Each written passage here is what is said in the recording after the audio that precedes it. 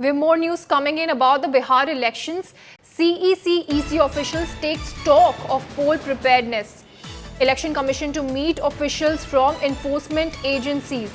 Election Commission team visits Bihar today as the last day of the 2-day visit of the 16-member team led by Chief Election Commissioner Gyanesh Kumar. The EC team will hold several rounds of meeting today at Hotel Taj in Patna.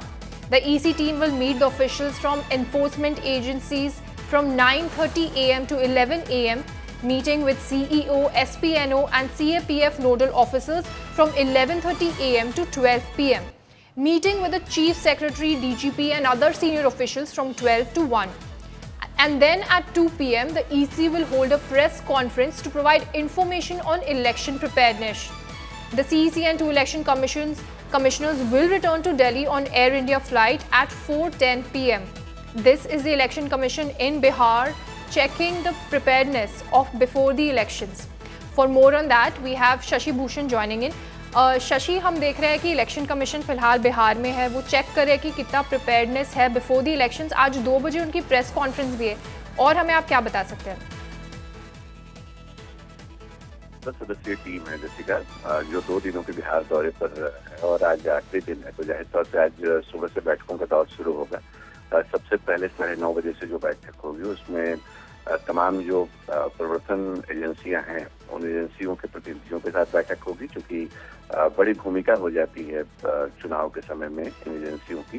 तो एक उनके लिए जो guideline है उसको आयोग देगा, और साथ ही साथ उसके बाद जो दूसरे नोडल अधिकारी हैं फिर उनके साथ मीटिंग, और सबसे महत्वपूर्ण जो मीटिंग होगी तो वो बिहार के जो मुख्य सचिव हैं, जो डीजीपी हैं और दूसरे आला अधिकारी, उनके साथ होगी.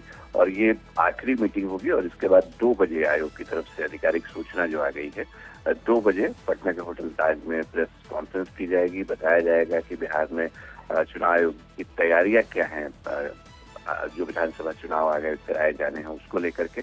और आज जब इलेक्शन कमीशन की टीम वापस लौटेगी तो ये माना जा रहा है कि कल 6 अक्टूबर और या फिर 7 अक्टूबर को पूरी संभावना है कि बिहार में जो विधानसभा चुनाव की अधिसूचना घोषणा वो हो जाएगी, और उसके साथ ही मॉडल कोड ऑफ कंडक्ट जो है वो लागू हो जाएगा.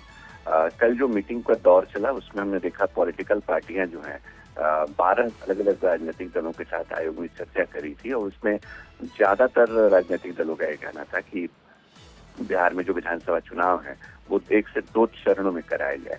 तो ये भी तय माना जा रहा है कि जो बिहार में छठ जैसा महापर्व होता है उसके बाद 1 से 2 चरण में मतदान कराया जा सकता है. और हर हाल में आयोग के सामने ये बात रहता है कि वो 23 नवंबर तक जो बिहार विधानसभा चुनाव की प्रक्रिया है उसको संपन्न करा ले, उसका डायरेक्ट नोटिफिकेशन हो जाए.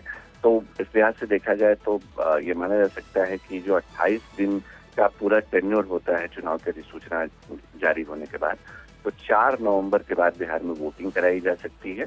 और हर हाल में जैसा मैंने बताया 23 नवंबर के पहले जो नतीजे हैं और बाकी जो प्रक्रिया होती है उसको पूरा कराने की कोशिश होगी.